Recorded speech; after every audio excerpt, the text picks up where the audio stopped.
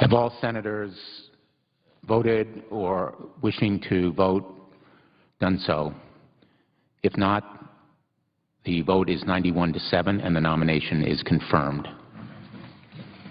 Under the previous order, the motions to reconsider are considered made and laid upon the table. The President will be immediately notified of the Senate's action, and the Senate will resume legislative session. Mr. President, I now move to proceed to count number 73S954. Clerk will report. Motion to proceed to calendar number 73, S954, a bill to reauthorize agricultural programs through 2018.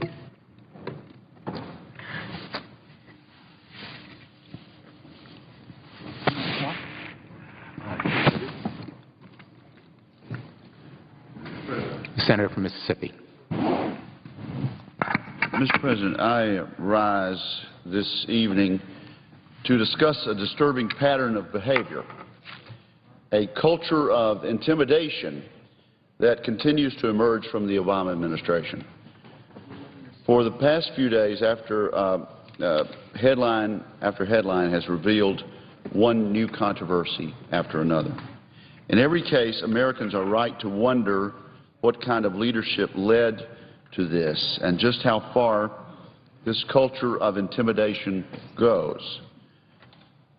Americans need to learn the extent to which this misconduct has occurred by the heavy hand of the executive branch of government.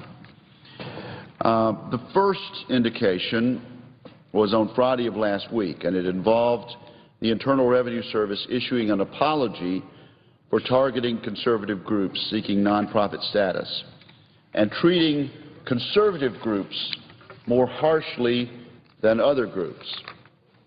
These groups were excessively scrutinized if they used the words patriot or Tea Party. As we would later learn from the Inspector General report, not only were these groups targeted, but senior officials knew about it for at least a year and made no report to the Congress. It has also been confirmed that confidential information about some of these groups was leaked to the liberal nonprofit group ProPublica. The whole situation disgraces the basic constitutional freedoms to which every American is entitled. It is appalling that Americans have been deliberately targeted for IRS scrutiny based on their political beliefs or affiliations. No American should fear arbitrary government harassment simply because of the expression of his or her views. The administration needs to be held accountable for its failure to protect Americans. An apology is not sufficient in this instance, Mr. President. An internal Inspector General investigation talking about mismanagement errors will not suffice in this instance. The acknowledgement that mistakes were made and that the changes need to be made, that changes indeed need to be made, will not in and of themselves rebuild the public trust that has been broken. Particularly troubling is that the IRS is not the only agency where these types of abuses have occurred. Americans are also right to be outraged by the news that Health and Human Services Secretary Kathleen Sebelius has been fundraising among the industry people she regulates on behalf of the President's health care law. As reported in the Washington Post on May 10th, Secretary Sebelius has gone hat in hand to health industry officials, asking them to make large financial donations. Presumably these donations are being collected in order to pay for an advertising campaign in the media, including television. Further investigation is necessary to determine the extent to which these solicitations constitute a conflict of interest. It's curious that the Secretary of Health and Human Services is seeking support from the health industry now when these affected parties were largely ignored or in many cases intimidated. during the debate on the President's health care law. Meanwhile, questions remain about the administration's handling of the September 11, 2012 terrorist attack on the U.S. consulate in Benghazi that left 4 Americans dead, including Ambassador Chris Stevens. During his recent news conference, the President tried to deflect serious concerns about altered talking points by calling it a political sideshow. I don't think the American people are going to be convinced that it's a sideshow. The real sideshow is the President's attempt to distract from an unraveling narrative that began with the administration's wrongly casting blame on an inflammatory YouTube video. Subsequent testimony from State Department whistleblowers who came forward despite administration pressure has only expanded the controversy surrounding the administration's apparent misrepresentation of the terrorist attack to the American people. Let's not forget that it was President Obama who promised after he took office that his administration would be the most open and transparent in history. It is increasingly clear that the President's rhetoric does not match this reality. Whether these scandals continue to make mainstream news, our questions and inquiries will not stop until we get answers. The administration's conflicting storylines and blame game are inexcusable in the wake of serious allegations. In America, those in power are not above the law, and those responsible must be held accountable. A member of this body on the other side of the aisle asked publicly on the radio this morning, what does it take to get fired in this town? A good question coming from the other side of the aisle. What we are continuing to see, Mr. President, is a culture of intimidation, a pattern of big government heavy-handedness and overreach by the administration. What is lacking is credibility and integrity from those elected to serve. Each scandal is distinct in its grievances, but not isolated in its impact. A New Yorker article published yesterday by Amy Davidson noted, quote, the Obama administration's strange belief that if it could just find the right words, that reality will comply and bend to meet it, that its challenges are so extraordinary that the use of any exceptions built into normal processes should be regarded as unexceptional, unquote. Americans deserve direct, straightforward answers, and they deserve the facts. They deserve to know why the IRS deliberately targeted conservative groups and gave liberal groups a pass. Why Secretary Sebelius solicited the health care industry to help implement Obamacare. And why the administration downplayed the atrocities in Benghazi and pressured fact witnesses to stay silent. It's time for the President and his inner circle to provide a full explanation. Thank you, Mr. President. And I yield the floor.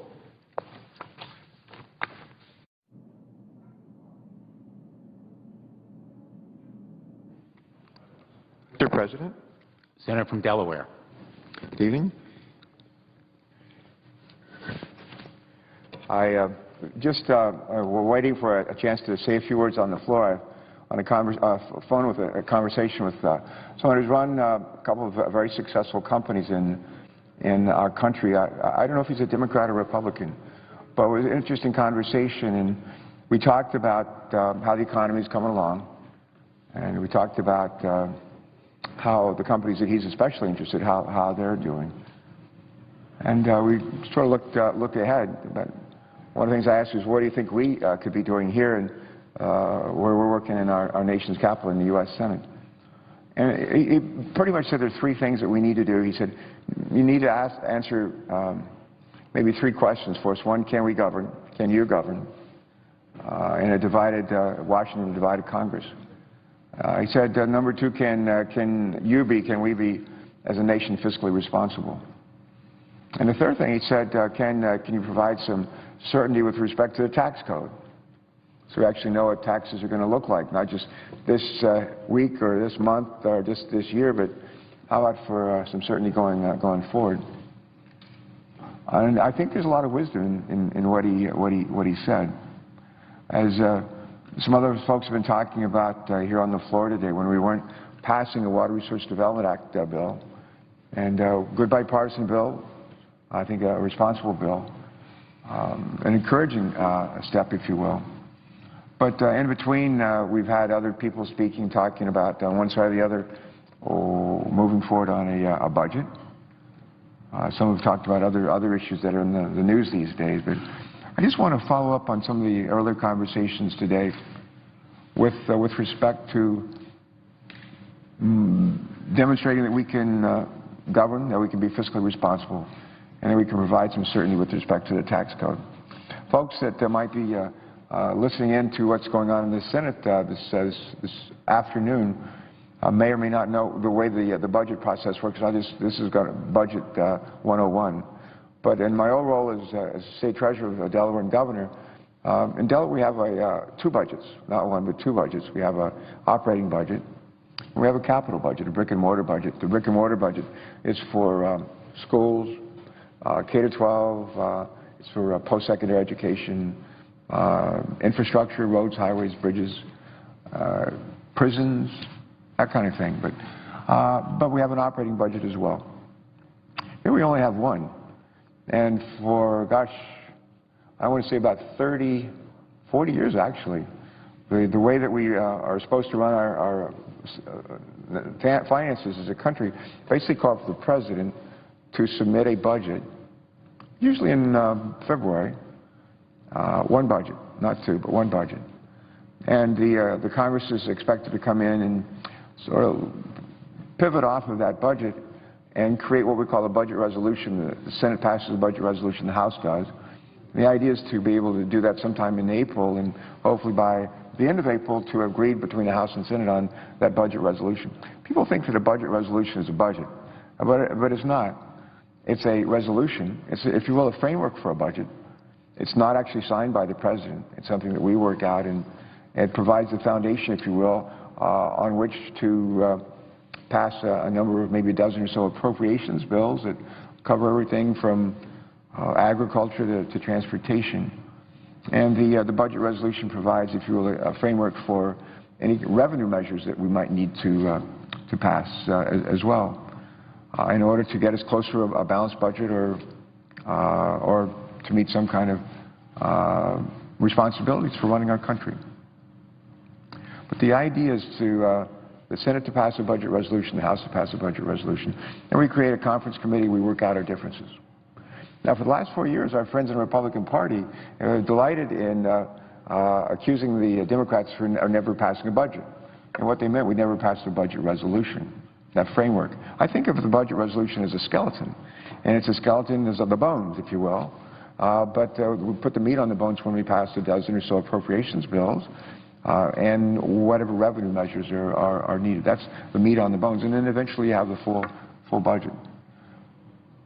Right now, as our colleagues know, we have passed in the Senate a budget resolution several weeks ago.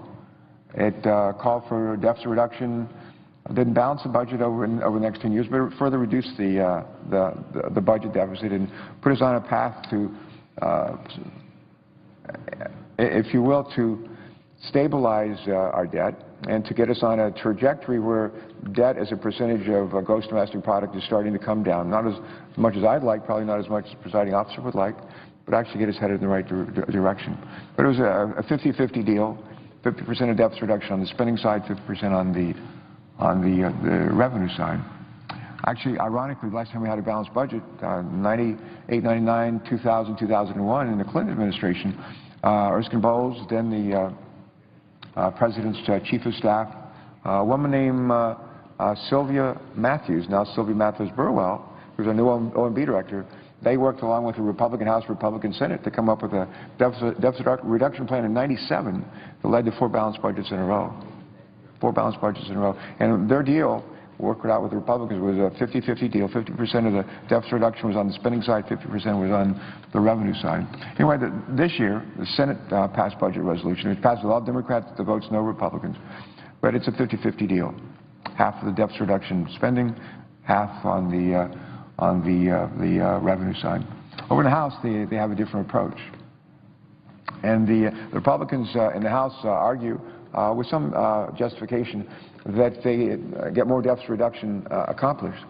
And you might quibble with some of their assumptions. They assume the repeal of Obamacare, and they also assume that even though they're going to repeal it, that the $1 trillion in deficit reduction that CBO, Congressional Budget Office, says flows from Obamacare over the next 10 years, the Affordable Care Act, they still assume, even though repealing Obamacare, they still assume the $1 trillion in deficit reduction. I don't know if that's entirely consistent, but that's part of their assumption. So anyway, so they end up with deficit reduction that is dependent solely on the spending side. No revenues, it's just all on the spending side. So they passed their budget resolution. We passed ours. They passed theirs with, I think, almost all Republican votes. And we passed ours with all Democrat votes. Well, when that happens, the idea is to say, here's the Senate budget resolution, here's the House budget resolution. Why don't we create a conference committee? I used to think of it as a compromise committee, where some of the senators, Democrat and Republican, some of the House members, Democrat and Republican, gather together and work out the differences between the two budget resolutions. That's what people send us here to do. As the presiding officer knows, I like to sometimes ask people who have been married a long time, what is the secret for being married a long time? And I usually ask this of people who have been married 50, 60, or 70 years. And I get some really funny answers. I got a great answer about a week ago. This couple have been married 55 years, and I asked the wife and husband, I said, what's the secret to being married 55 years, ma'am? She looked at her husband, she said, he will tell you that he can either be right or he can be happy, but he cannot be both. I thought it was pretty funny. He said something to the effect, he said, when you know you're wrong, admit it. When you know you're right, let it go. That's pretty good advice. I think the best answer I ever heard to that question, what's the secret to being married a long time? And I've heard this from a number of people. The answer is the 2 C's. The 2 C's, communicate and compromise. Think about that, the 2 C's, communicate and compromise. And I think that's not only the secret to an enduring union between two people, but I think it's also the secret to a vibrant democracy, communicate and compromise. And it's kind of ironic that our Republican friends, after beating us over the head for 4 years for not supposedly passing a budget, although if you look at what we put in place in some of the legislation, some of the laws, we actually did have a budget, and we had spending caps and directions to reduce spending in a lot of different categories, and saved, I think, deficit reduction well over $1 trillion as a result. But it's ironic that the very people who criticized us for not passing a budget have now, here in the Senate, made it impossible for us to create that conference committee, that compromise committee, between the House and Senate and take the next logical step of reconciling the difference between the Senate-passed budget resolution and the House. It's not going to be easy to do that, but we need to get started. And if you think about the way we spend money, I want to commend the chair of the Budget Committee. I know she's had some very sad losses in her family. We extend our sympathy there. And I just want to commend you and your committee for taking on a tough job, one of many tough jobs you've taken on, and to give us a budget resolution that we can go to conference with. I just want to have a chance to do that. I want to just mention this, and I'll yield. We had a bunch of realtors in, say this to Senator Murray, had a bunch of realtors in from Delaware today, and they wanted to talk about the budget and how we're doing. And I explained that if you think of the federal budget, I think of it as a pie. I think of it like a pizza pie or a chocolate pie or something, but think of it as a pie. And the way that I explained it is that over half that pie is entitlement program spending, and that's things that we're entitled to by virtue of our age or our station in life or our service, Medicare, Medicaid, Social Security, some of our veterans' benefits. But over half of the budget, and that pie for spending, over half of it is entitlement spending, and it's growing. Another roughly 10 to 15% of that pie is interest on the debt.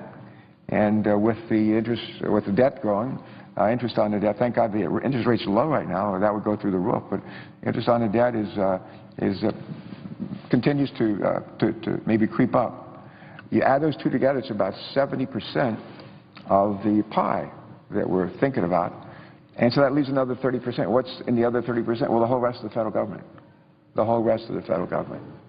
And that includes about half of that 30% is defense, and about half of that 30% is everything else, from agriculture to transportation, everything in between, law enforcement, the courts, prisons, federal prisons, FBI, education, housing, environment, everything else is in that 15%. The difference between the Senate-passed budget resolution and the House-passed budget resolution, the House would make some changes in entitlement spending. We do some of that as well. They do more to try to reduce spending. But the real difference is what happens with that 15% of, we call it domestic discretionary spending, and the other 15% in discretionary spending is defense. But they would take in their budget resolution in the House that 15% over the next 10 years and take it down to roughly 5%. 5%. And that is everything in the federal government other than defense and entitlements and interest. That's everything else. That includes workforce development, starting with early childhood education programs, Head Start, all the way from kindergarten up through high school, programs especially promoting the education in the STEM, science, technology, and engineering, math, post-secondary education. It includes infrastructure, roads, highways, bridges, everything broadly defined in infrastructure. And it includes investments in research and development that can create products and technologies that can be commercialized and sold all over the world. All of that stuff,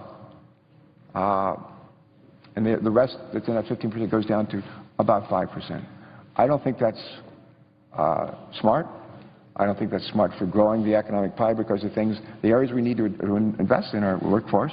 We need a world-class workforce. Number two, we need terrific infrastructure, much better than our decaying infrastructure. And the third thing that we need is to invest in R&D that can be commercialized and turned into products. So in any event, we have a difference in priorities here. The Senate-passed budget resolution is not perfect, but it's, I think, a very good document and a good starting point. And the Republicans have their ideas, some with merit, some not. But the next thing we need to meet. We need to create that conference committee, and we need to go to work. And to let the chair of the committee and her counterpart over there, Senator Sessions, do their job, and along with their House counterparts. But they can't do their job until the Republicans in the Senate agree to let us form the conference committee and go to conference. We need that to happen. And rather than just talking about it and pointing fingers at one another, we actually need to do that. Stop pointing fingers, join hands, see if we can't work this out. And with that said, Mr. President, I will conclude and yield back to the chair of the committee, yield back to you. And again, with my thanks to Senator Murray for the leadership that she continues to provide for all of us. Thanks very much. Mr. President. Senator from Washington. Mr. President, I ask unanimous consent to speak for up to 10 minutes SFN morning business, and following me, the senator from Rhode Island to speak for 5 minutes SFN morning business. Without objection. Thank you. Madam President, I want to thank the senator from Delaware who just spoke about the fact that we are now 53 days since passing the Senate budget, and we are pushing very hard as Democrats to keep this process moving and get our budget to a conference committee. And I appreciate his coming out and explaining why that's so important. And I agree with him. We really believe that with all the urgent challenges that we face today, there is every reason to get to work right away on a bipartisan budget deal, and there is no reason to delay this until the next crisis. But, Mr. President, we have come out here now 7 times and asked for consent to go to conference to work on the budget with the House, and 7 times the Senate Republicans have stood up and said, no, we don't want to go to work on the budget. Now, given how much Senate Republicans have talked about regular order over the last several years, we are rather surprised on this side that they are now resisting this very important next step in this bipartisan negotiations. And by the way, it's not just Democrats who are saying they want to go to conference. There are quite a few Senate Republicans who are surprised as we are that they're not allowing us to go. My colleague, Senator McCain, said blocking conference is, and I quote, incomprehensible and, quote, insane. Senator Corker said that to, quote, keep from appointing conferees is not consistent. And Senator Flake said, and I quote, he would like us to see us go to conference now. Now, Mr. President, I sincerely hope that the Republican leaders in the Senate will listen to the members of their own party, because we have got a lot of problems to solve and we have got to get started. You know, our children today and young adults need a world-class education to succeed in the global economy that they're entering, many of them graduating here in the next several weeks. Too many Americans are out of work yet or still underemployed, and our national infrastructure is quickly becoming an obstacle rather than an asset to our competitiveness. And we need to responsibly tackle our long-term deficit and debt challenges and make our tax code work better for our middle class. The debate about all of those challenges couldn't be more important. So we should start working here towards a bipartisan budget deal that works for our families and our economy, and we should do it as soon as possible and engage the American people in a thorough and responsible debate. That's why, Mr. President, I frankly was very disappointed to see that today, instead of meeting to discuss moving towards a bipartisan conference between the House and Senate, House Republicans are meeting to discuss what they will ask for in exchange for not tanking the economy a couple of months from now. Instead of moving with us towards the middle and joining us at the table, ready to compromise, they spent their afternoon debating what to write on a ransom note and saying that if they don't get what they want, they're going to allow the U.S. to default. That is an unprecedented event that would devastate our entire economy.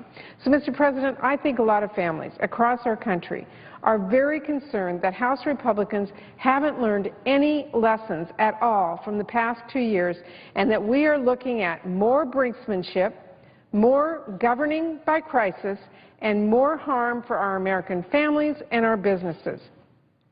Now, House Republicans are even telling us that they're willing to put foreign creditors before our seniors and our veterans and our businesses, and claiming that somehow this plan will protect the economy. But, Mr. President, that's absurd. A default is a default. If the federal government pays its foreign creditors but defaults on its obligations to our families and our communities, the results are going to be catastrophic. Rating agencies would rightly see that as a serious abdication of our responsibilities. Our fragile economy would be seriously threatened, and people across the country would lose their faith again in our government's ability to function. So fortunately, I hope and I think it won't come to all that. Republicans have themselves been saying that default would be a, quote, financial disaster for the global economy, and that, quote, you can't not raise the debt ceiling. And just a few months ago, Republicans acknowledged how dangerous it would be to play games with the debt limit, and how politically damaging it would be to play politics with the potential economic calamity and drop their demands. So, Mr. President, what has changed since then? Why are Republicans once again issuing this empty threat that does nothing more than rattle the markets and increase uncertainty across our country?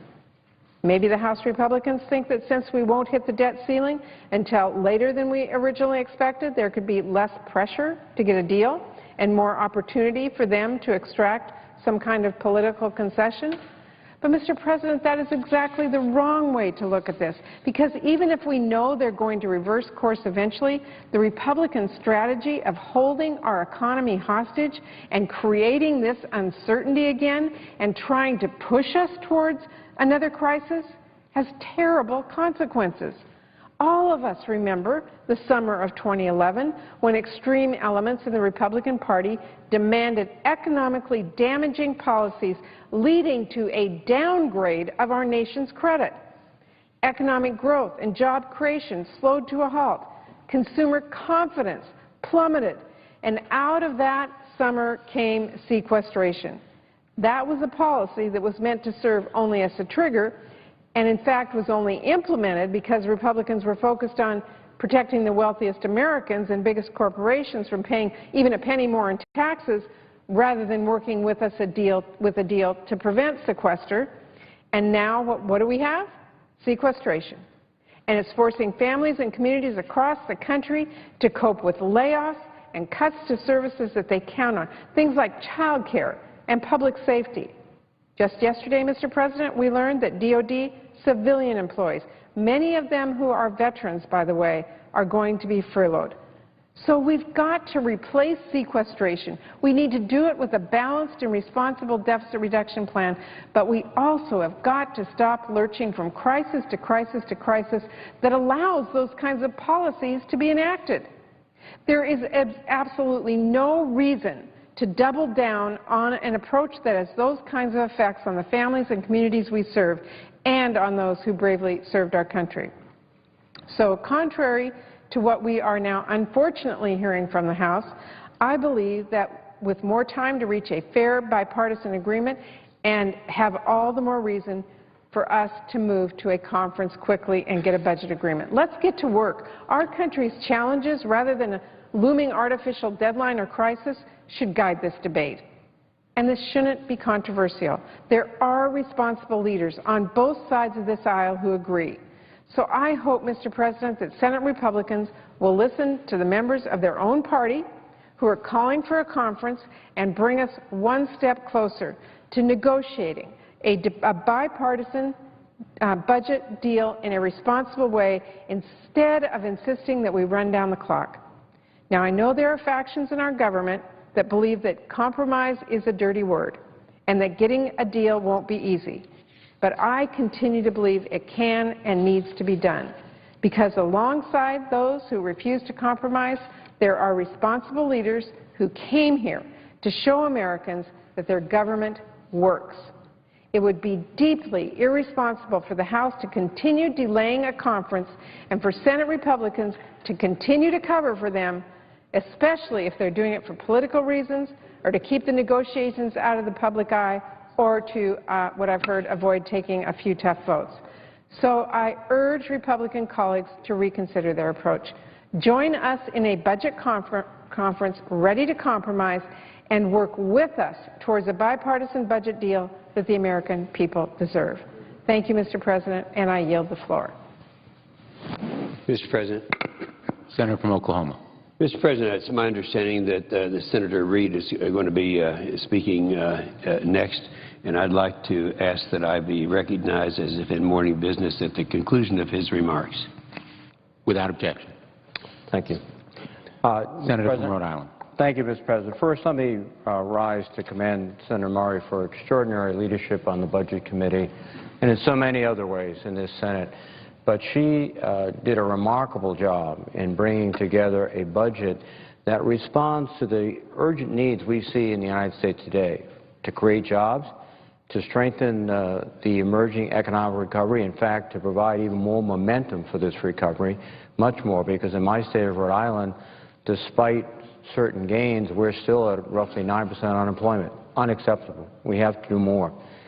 And the first step on that path is to move this legislation to conference. And that is what Senator Murray has spoken about, and that is what's so critical. 53 days ago, under her superb leadership, the Senate passed a budget. The budget invested $100 billion, for example, in targeted jobs and an infrastructure package, and would start creating new jobs quickly. And that's what my constituents need. Indeed, when I go back to Rhode Island, that's what people are asking about. Where are the jobs? It would also begin in this infrastructure package to repair crumbling roads, bridges, help prepare workers for the 21st century. All of these things are absolutely essential to our present economic problem with job creation and our future productivity and our future ability to be competitive in a very challenging world. Our budget, the budget passed by Senator Murray, would end the economically damaging sequester and make the tough and balanced choices we need for a sound fiscal policy. House Republicans also passed the budget. So the next step is, in regular order, is to go to conference. Now, admittedly, the House Republican budget stands in stark contrast to our budget, and it's clear that we have a lot of work to do to reach an agreement. For example, the House Republican budget calls for a total of $4.6 trillion in cuts. It voucherizes Medicare. It would leave the sequester in place, and it calls for tax cuts that benefit the wealthiest Americans. I believe these and other choices in the House Republican budget would be a very bad deal for the people of Rhode Island. But these are the kinds of differences that must be and can only be resolved, I think, effectively in conference. And again, the first step is to appoint our conferees, to go to conference, and to begin the difficult discussions and negotiations to provide the American public the answers that they're looking for. So now it's past time to avoid a conference with the House. And there is at least not only a chance, but I hope we can negotiate a bipartisan agreement with our Republican colleagues in the House of Representatives, with our Republican colleagues here in the Senate, to move the country forward.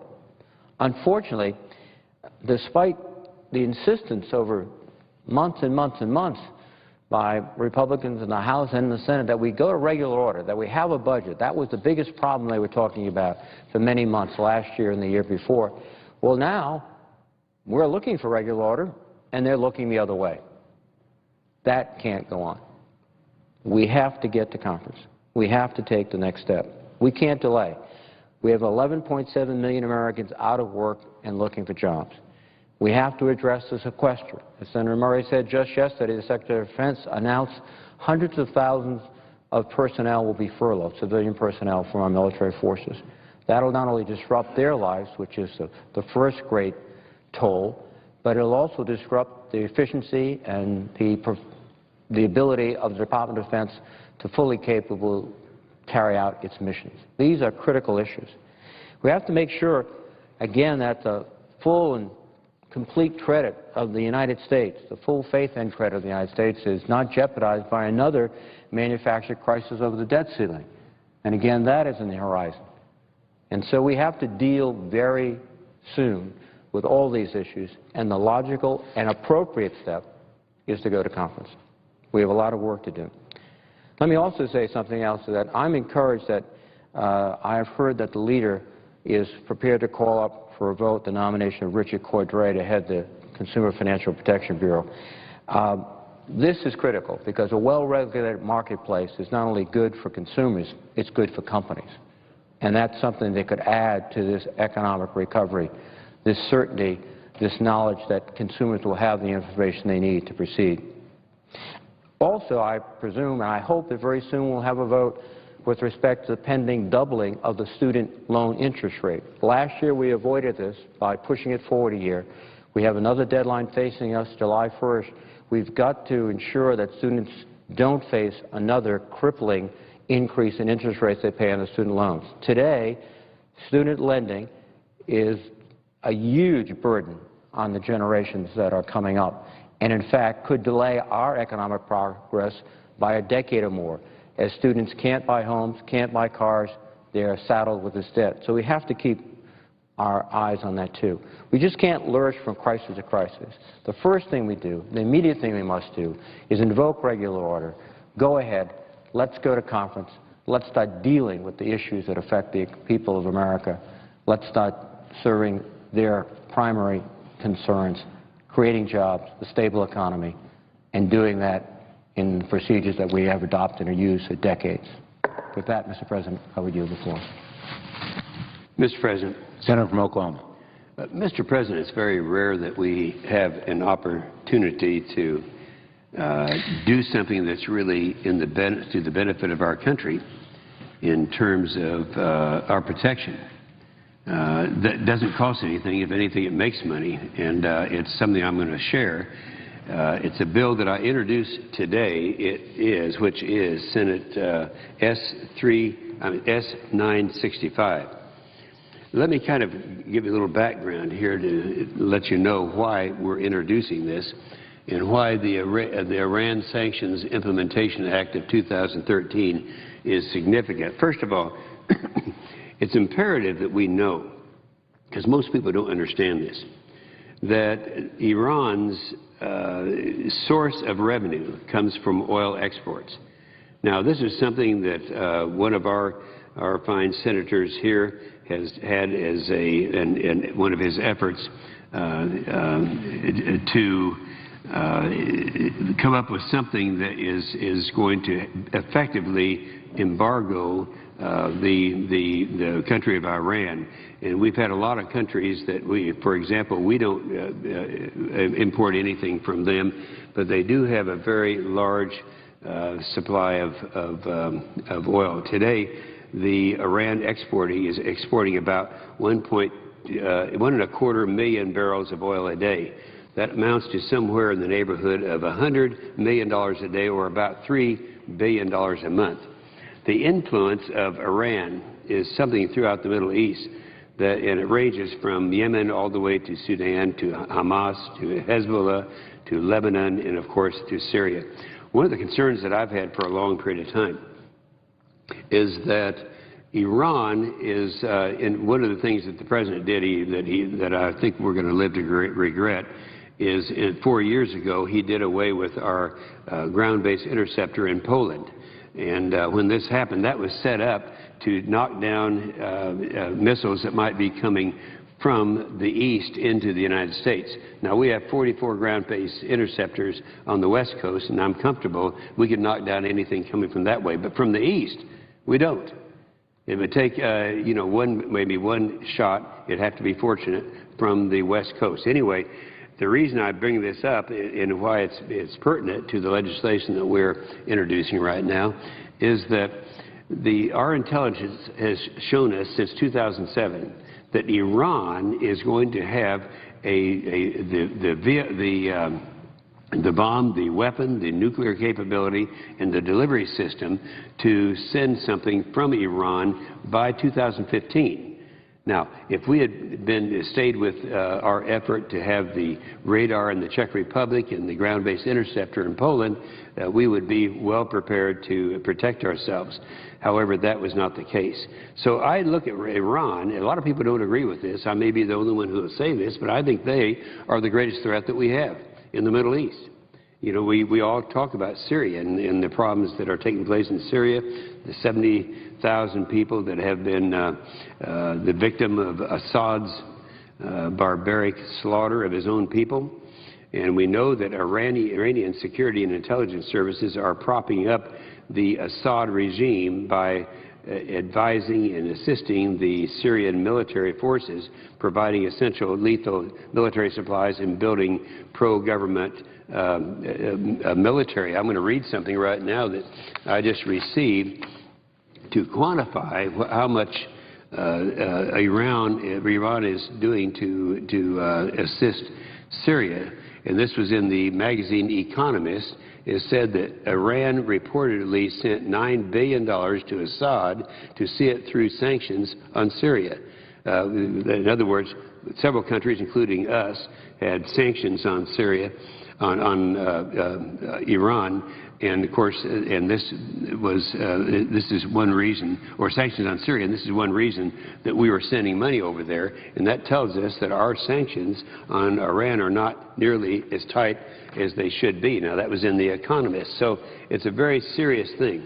Lebanese Hezbollah, Iran's proxy, is participating in a direct combat role aligned with Iranian strategic interests in Syria.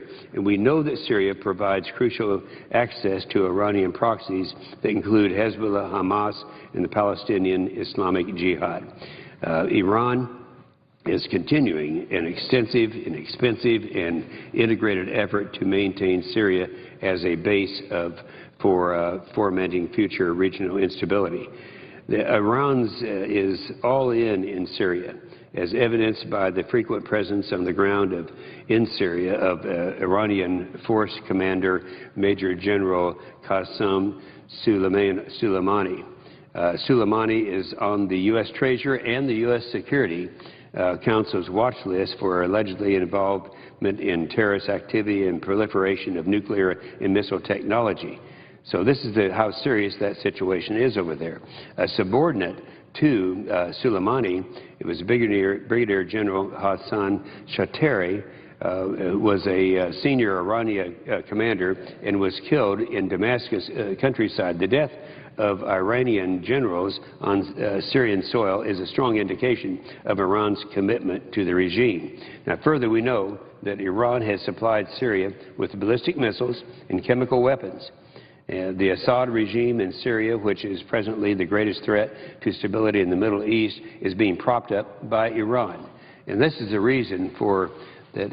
And I would, at this moment, I see that the majority leader is here. If he would like to make any statement, I'd be very glad to yield to him. Mr. President, I appreciate very much the usual courtesy of my friend from Oklahoma. Appreciate it very, very much. I have a brief unanimous consent request. I ask that the senator's statement appear not interrupted in the record. Without objection. I ask unanimous consent that on Monday, May 20th, at a time be determined by me, after consultation with Senator McConnell, the Senate proceed to the consideration of calendar number 73, S954. Without objection.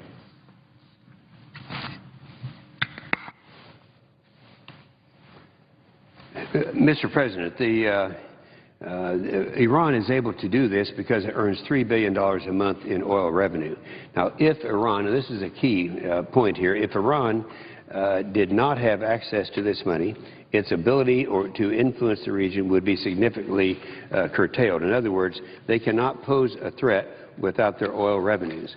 So the reason that we have the threat from and the problems that we have in Syria is because the money that is being sent to Syria, the source of that money is oil revenues. And it shows that the effort that we've made in Syria, in Iran, is not really enough because they have access to that many resources. Fortunately, the international community has generally recognized this. Last year, Senator Kirk of Illinois led the Senate in the consideration of sanctions against Iran's oil trade. At that time, Iran exported 2.5 million barrels of oil a day, and Kirk sought an outright global embargo against the Iranian oil. During the debate, however, many members of the international community stated that they would not be able to wean themselves off of Iranian oil quickly enough to comply with the sanctions without causing a significant shock to oil prices and, in turn, their economies. So these are countries that would like to have complied with sanctions against Iran, but they felt that it was not in their best interest to do so. So the sanctions were amended to require the international community to significantly reduce their reliance on Iranian oil. That legislation passed through the Senate, and Iran's oil exports have since fallen by about half. So instead of the 2.5 million barrels a day that is going out, it's down to 1.25 million, just down to about half.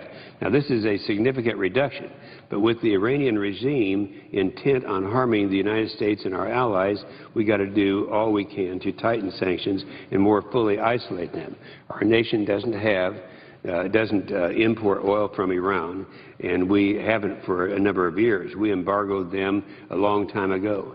But despite our abundant untapped natural resources, we remain the largest oil importer in the world, and so we have a strong role to play in making the Iran oil embargo as effective as possible.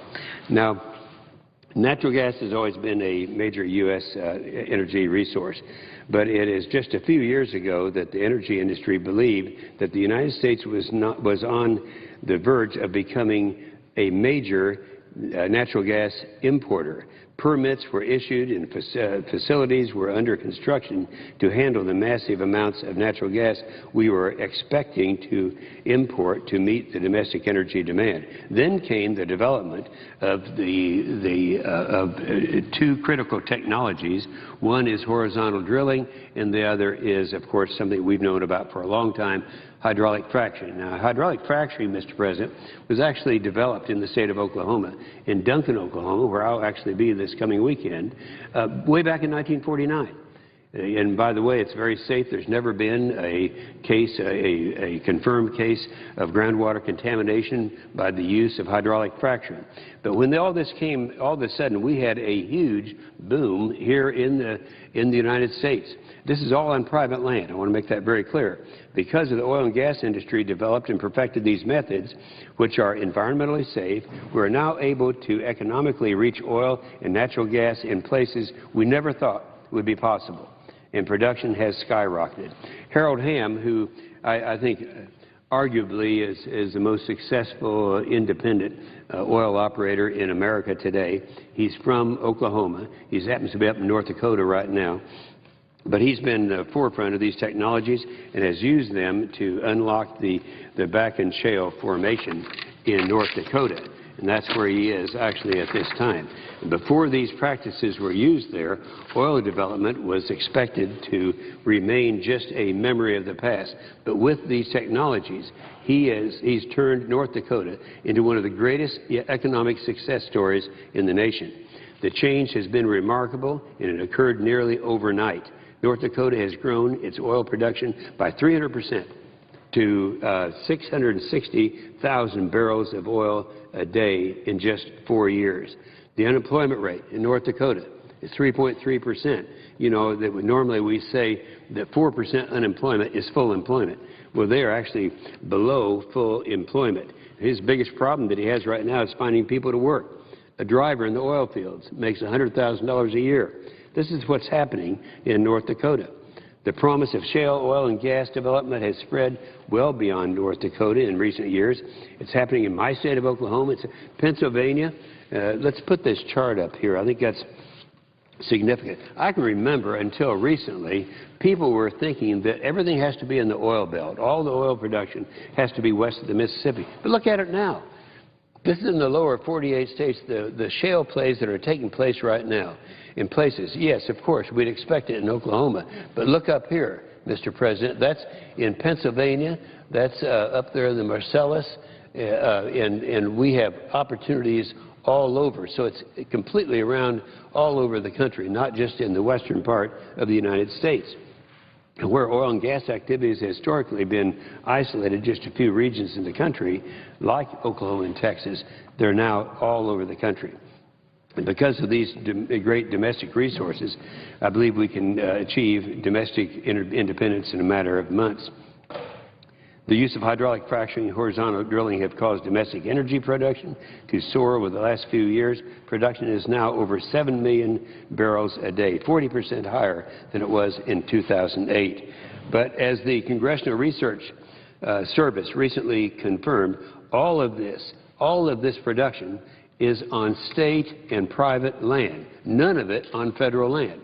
In fact, on federal land, in spite of the boom that has been taking place because of President Obama's war on fossil fuels, it is actually reduced. The production is reduced on federal lands, and it's kind of embarrassing because we can see on the second chart a significant amount of our nation's oil and gas resources are on federal land, which are all but completely off limits. Now, let's see, this is the wrong one. We wanted the one showing this one right here, I believe. Yeah, this chart shows the federal lands. Now, the federal lands, this is all, they're not producing anything on these federal lands. But look at the potential that is there of what we could do. It's just incredible to look at it. You can look at all of this land in the Montana West, in Alaska, and offshore. And the yellow land is the Bureau of Land Management land. The orange is the Fish and Wildlife land. The light green is the Forest Service land. The dark green is the National Park Service. And the light blue is the Department of Defense. And all of the Outer Continental Shelf is managed by the federal government.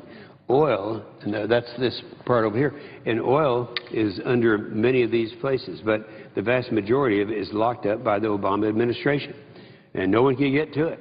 But we know the resources are there. They are massive. Everyone has agreed that it is there.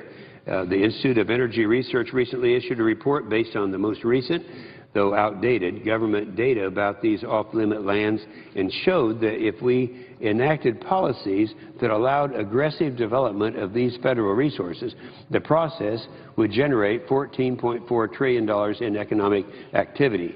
It would create 2.5 million jobs and reduce the deficit by $2.7 trillion, all over the next 40 years. And why is this land locked up? One answer, it's because of President Obama.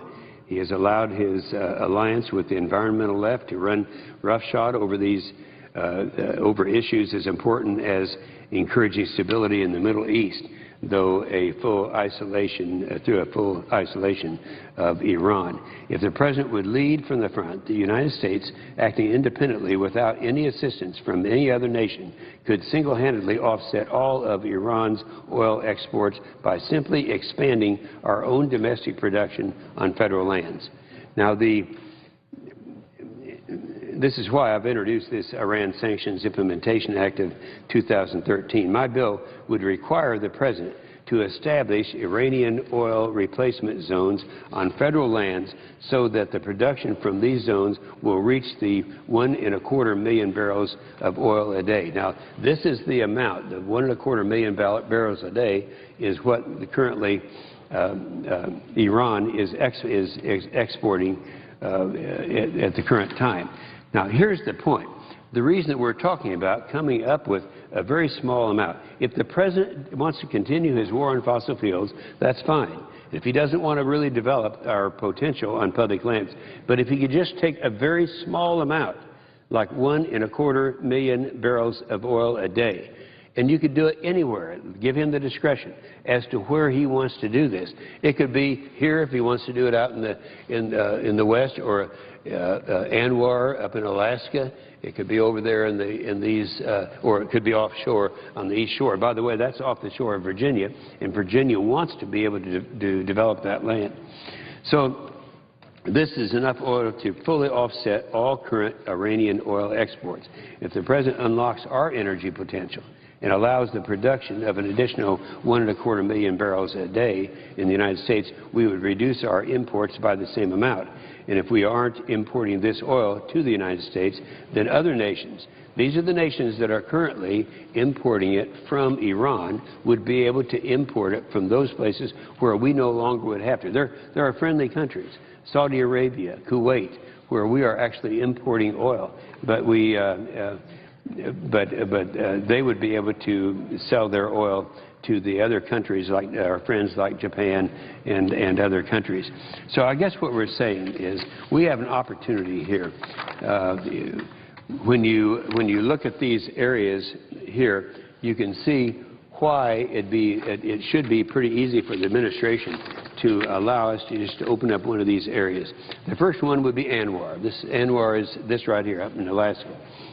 You can see 4 potential areas that he could do. The first being Anwar. The United States Geological Survey reported in a 1998 study, the latest comprehensive study of its kind, that the oil reserves up there are up to 16 billion barrels of oil per day. Just imagine what we're talking about there. We're only talking about coming up with 1.25 million barrels to offset the amount that other countries are importing from Iran to stop them from doing it. It doesn't require the President to make this area an Iranian oil replacement zone, but it would allow him to do it. And this area alone would provide enough oil to offset Iranian oil exports for over 12,000 days, or about 35 years. The second is the Rocky Mountain West. This Rocky Mountain West area here takes part of Wyoming, part of Utah, and part of Colorado. In 2005, the Rand Corporation estimated that oil shale reserves in this area could be as high as 1.8 trillion barrels of oil. The third is the Utica Shale in Pennsylvania. Now, in Pennsylvania, you hear a lot about the Marcellus up there. That's actually gas. This would be, we're talking about oil now. Oil is, we're not talking about natural gas, we're talking about oil. But the USGS estimated in 2011 that the reserves of this region are up to 940 million barrels of unconventional oil. The fourth area, the Outer Continental Shelf, and I mentioned the North Carolina and Virginia and their legislatures have all encouraged that production. They have a lot that they can benefit from. And, of course, nationally, in national security, we have a lot, too. So we have all of those areas. And if we stop the flow of oil from Iran, then we could stop the machine that finances Iran's nuclear weapons program. Now, many of you say that getting oil from Rocky Mountains or Alaska or the Outer Continental Shelf will take years. By then, Iran would no longer be a problem. But it doesn't take years to get the oil out. You know, I mentioned a minute ago Harold Hamm, the guy who arguably is the biggest independent in the country. I called him up because I was going to be on a major television show one night, and I knew they were going to challenge me because the president has always said that, well, it doesn't do any good to open up public lands because if you do that, it would take 10 years before that could reach the economy. So I asked him, I said, Harold Hamm, I'm going to make sure you give me an accurate response to what I'm going to ask you, because I'm going to use your name on national TV, and we're going to make sure you're accurate. If you had a rig set up, what is right now off limits, a public land in New Mexico, and you how long would it take you to lift the first barrel of oil and get it into the economy? He said without a flinch, he said 70 days. I said 70 days. Well, we're talking about, 10 weeks, not 10 years. And so he described what would happen each day. And you could do it in 10 weeks. We're talking about all of this could take place in 10 weeks. And by the way, I have to say that no one has challenged me on this ever since I used his name and his speculation back in just a few weeks ago. So the bottom line is this. I know this is a little bit complicated, but there is another reason. And the reason I think that the president would be willing to do something like this is we're not asking him to lift the restrictions on all of the public land. It'd be great if he did that. Just think we'd be totally independent of any other country for our ability to develop our own energy. But we are saying just find a zone where we can actually pick up an additional 1.25 million barrels a day. We can take that away from where we're currently importing it from friendly countries and allow them to export it to nations that are currently buying oil from Iran. And I think we've made it very clear that in Iran, if you want to do something that is going to have the effect of stability in the Middle East, you got to get rid of Iran. As I said before, Iran is a direct threat to the United States once they reach what our intelligence says is going to be a nuclear capability and a delivery capability by 2015. But over and above that, today, we could stop them because 70% of their revenue comes from oil exports. We could stop the exports altogether with this legislation. So that's something that I would certainly hope that the president would look at and say that we're not asking for hundreds and hundreds of millions of barrels a day to be released from our federal sources. We are asking only for 1.5 million barrels a day, and on top of that, we don't have any obligation with this legislation to go any further. But this would be something he could do, and could do that would provide stability in the Middle East and would keep Iran from funding the terrorist activity that's currently taking place by Assad in Syria. And with that, Mr. President, I yield the floor. Senator from Connecticut. Thank you, Mr. President. I ask unanimous consent that the Senate proceed to a period of morning business with senators permitted to speak up to 10 minutes each. Without objection. Mr. President, I ask unanimous consent that the Senate proceed to the consideration of Senate Resolution 142, submitted earlier today. Clerk will report. S.Res. 142, designating May 15, 2013 as National MPS Awareness Day.